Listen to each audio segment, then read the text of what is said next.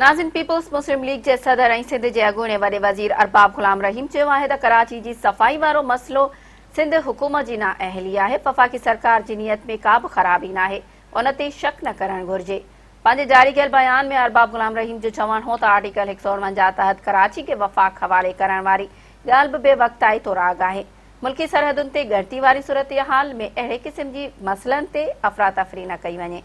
हुन वधीक चयो त कराची जा मसला हल करणु सिंध हुकूमत जो कमु आहे, पर उन जी नाअहली सबबि वफ़ाक़ खे क़दम खणणो पवे थो। वफ़ाक़ी हुकूमत जी नियत में का बि ख़राबी नाहे, उन ते शक न करणु घुर्जे। ارباب غلام रहीम चयो त वफ़ाक़ी हुकूमत कराची जी बहितरी लाइ सिंध हुकूमत जी मदद करणु चाहे थी त उन खे ग़लति रंग न ॾिनो वञे। सदस्य चवणु हो त पीपी सिंध में हीरो थियण जी कोशिश न करे त बहितर थींदो।